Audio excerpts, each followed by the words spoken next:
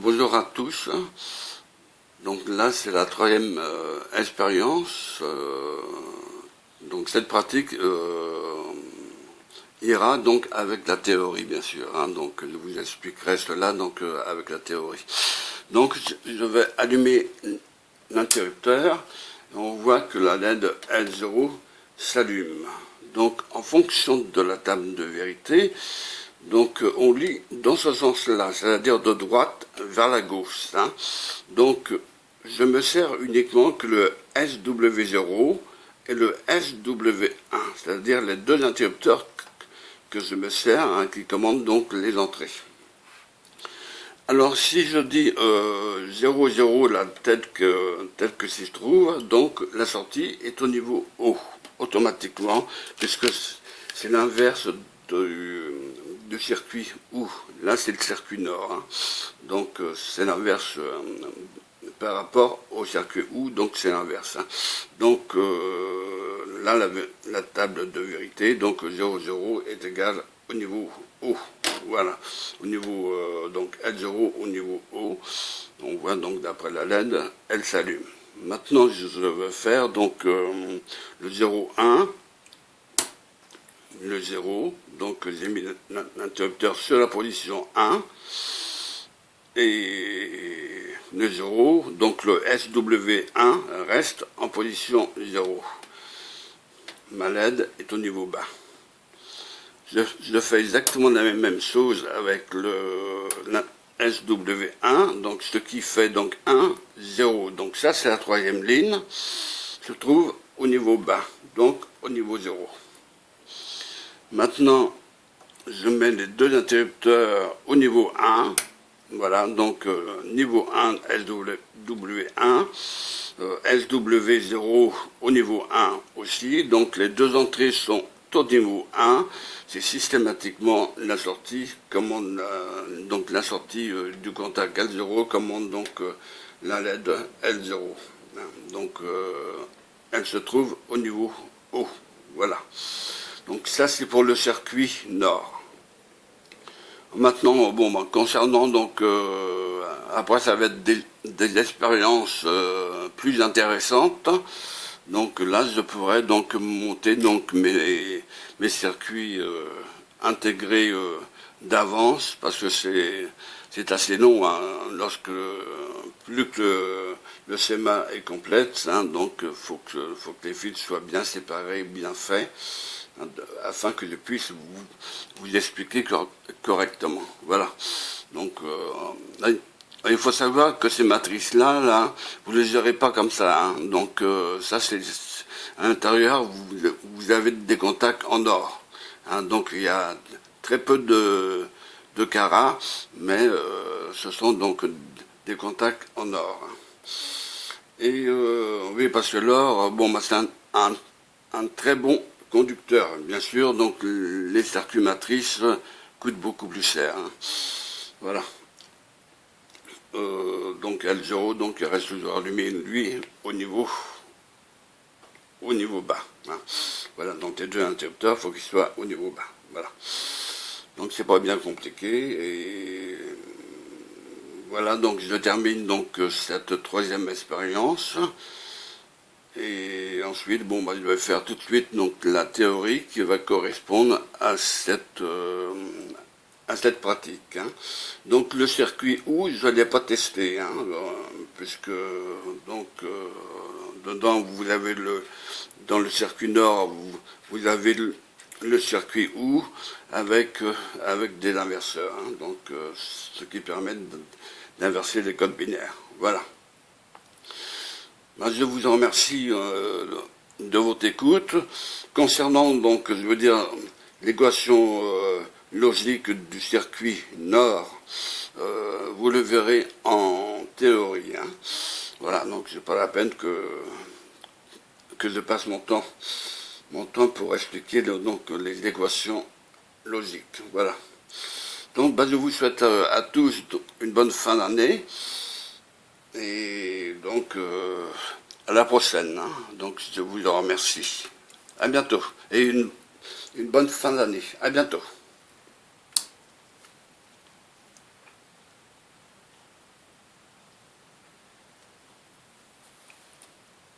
Examen d'un circuit NOR. Examen d'un circuit 74C32 et d'un circuit NOR 74C02. 3. Première expérience, examen d'un circuit OU. Avec l'exercice suivant, vous pourrez vérifier le fonctionnement d'un circuit OU et en établir la table de fonctionnement ainsi que la table de vérité. Pour cela, vous utiliserez le circuit intégré MM74C32, dont le schéma électrique est représenté figure 5. Comme vous pouvez le voir, ce circuit intégré comprend 4 circuits OU. L'expérience concerne l'examen du premier circuit OU, dont les entrées sont reliées aux broches 1 et 2 et la sortie à la broche 3. Les 3 autres circuits OU, contenus dans le circuit intégré, présentent les mêmes caractéristiques de fonctionnement comme vous pourrez le vérifier vous-même, si vous le désirez en répétant les mêmes essais. Pour faire cette expérience, conformez-vous aux instructions suivantes et référez-vous à la figure 6A. A. Enlevez du groupe de connecteurs toutes les liaisons éventuellement présentes relatives aux essais précédents. B. Assurez-vous que la pile d'alimentation est débranchée. Prenez ensuite le circuit intégré MM74C32 et introduisez-le dans le support ICX, après en avoir redressé les pattes si nécessaire, avec les précautions d'usage préconisées dans les pratiques précédentes. C. En vous servant de 2 morceaux de fils de 5 cm dûment préparés, reliez la broche 1 du circuit intégré avec le contact SW0 et la broche 2 avec le contact SW1. D. En utilisant le morceau de fil de 10 cm, reliez la patte 3 du circuit intégré avec le contact L0. Avec ces liaisons, l'entrée 1 du circuit est reliée au contact commun de l'interrupteur SW0, tandis que l'entrée 2 est reliée au contact commun de l'interrupteur SW1. La sortie du circuit est reliée à l'indicateur L0. Les 2 interrupteurs permettent de relier les 2 entrées à la masse, 0 V, niveau Basel, ou à la tension positive d'alimentation, plus 4,5 V, niveau H, selon qu'ils soient positionnés respectivement sur 0 ou bien sur 1. E. Mettez les 2 interrupteurs sur la position 0. Les 2 entrées du circuit sont ainsi toutes 2 reliées à la masse et se trouvent donc au niveau L. De cette façon, vous avez réalisé le circuit schématisé dans la figure 6B, premier essai. Alimentez à présent le circuit en reliant les cordons rouges et noirs à la pile et observez la LED L0, elle est éteinte, ce qui indique un niveau L. Avec cet essai, vous avez constaté que dans un circuit où, lorsque les 2 entrées sont à un niveau bas, à l'état L, la sortie est également à un niveau bas, à l'état L. Vous pouvez donc dresser une table à 2 colonnes, la première réservée au niveau des entrées et l'autre relative au niveau de la sortie. Sur cette table, vous pouvez reporter le résultat du premier essai et donc noter L pour l'entrée 1, L pour l'entrée 2 et L pour la sortie complétant, ainsi la première ligne de la table de fonctionnement du circuit OU. F. Faites maintenant basculer l'interrupteur SW1 vers le haut sur la position 1. L'entrée 2 du circuit est ainsi portée au niveau H. En observant la LED L0, vous constatez qu'elle est allumée, ce qui indique que la sortie du circuit est au niveau HO. Vous pouvez donc reporter dans la deuxième ligne de la table de fonctionnement les notes suivantes, L pour l'entrée 1, H pour l'entrée 2 et H pour la sortie. G. Faites basculer l'interrupteur SW0 sur la position 1 et ramenez l'interrupteur SW1 sur la position 0. Dans ces conditions, l'entrée 1 a été portée au niveau H, tandis que l'entrée 2 a été ramenée au niveau L. En observant la LED L0, vous constatez qu'elle est toujours allumée, signe évident que la sortie se trouve encore à l'état H. Sur la base de cet essai, vous pouvez remplir la troisième ligne de la table de fonctionnement en y indiquant que pour les niveaux H et L d'entrée, la sortie se trouve à l'état H. Ramenez à nouveau SW1 sur la position 1. Dans ces conditions, les deux entrées sont à un niveau H. En observant la LED L0, vous constatez qu'elle est allumée, ce qui indique que la sortie se trouve elle aussi au niveau H. À partir de ce résultat, vous pouvez inscrire la dernière ligne de la table de fonctionnement du circuit ou représenter figure 7A en mettant H aux deux entrées ainsi qu'à la sortie. Vous pouvez passer de la table de fonctionnement à la table de vérité en remplaçant la lettre L par le symbole 0 et la lettre H par le symbole 1 selon la convention logique positive. Vous obtiendrez ainsi la table reportée figure 7b.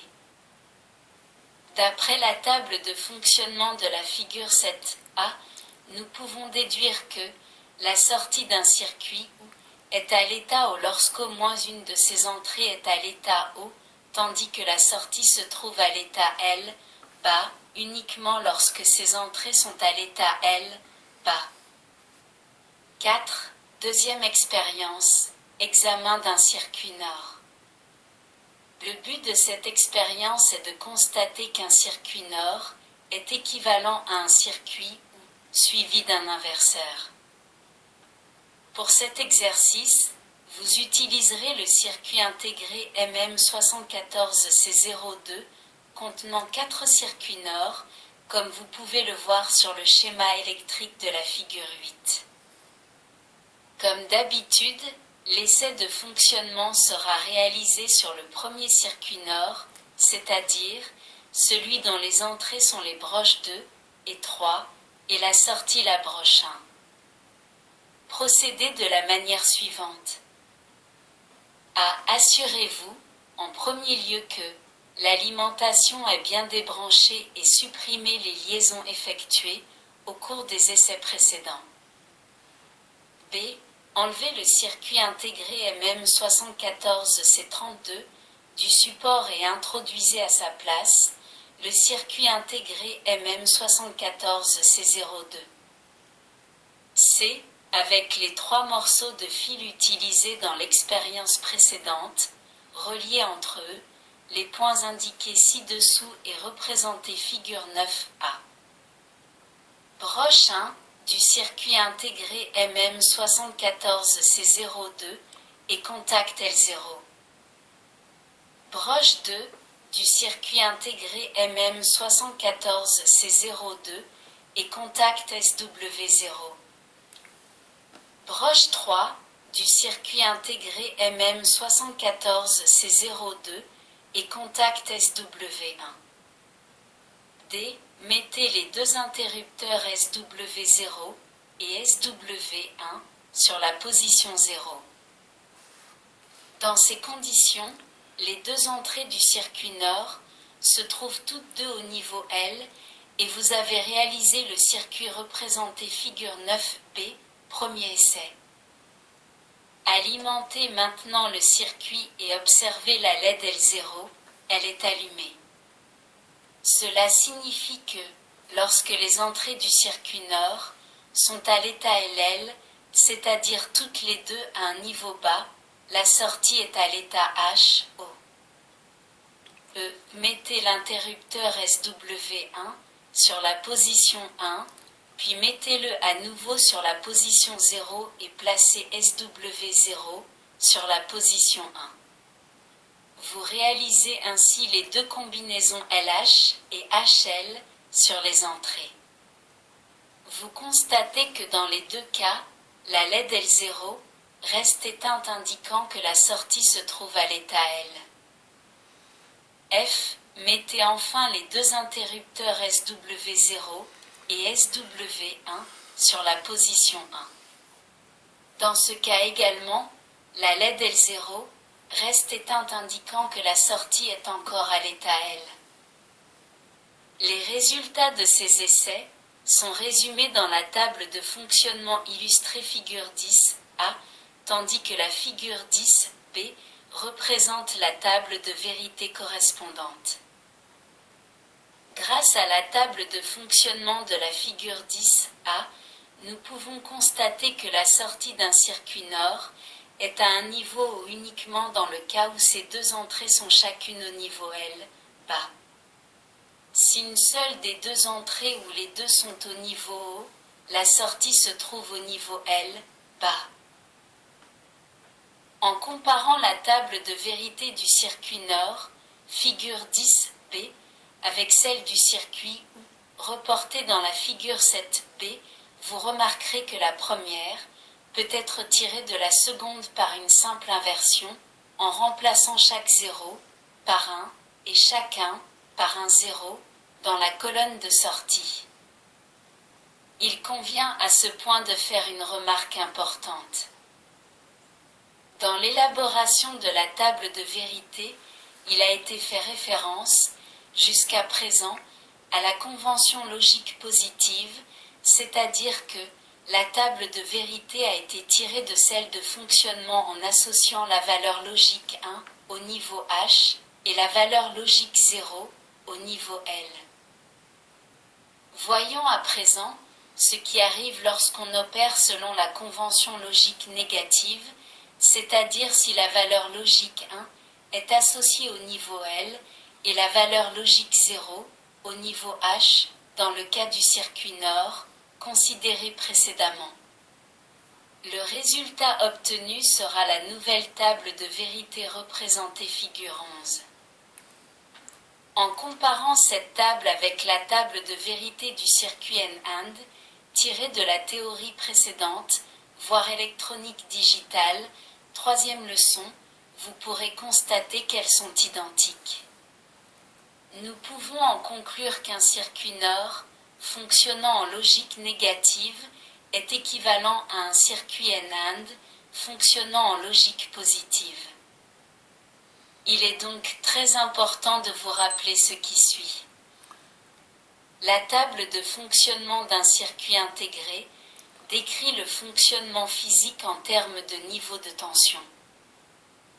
La table de vérité décrit, par contre, la fonction logique qu'il peut accomplir et qui peut être différente selon que la logique adoptée est positive ou négative. Pour approfondir la question, vous trouverez de plus amples explications dans les théories électroniques digitales déjà expliquées, à ne pas négliger, le cas échéant, on vous invite de revoir les leçons théoriques digitales.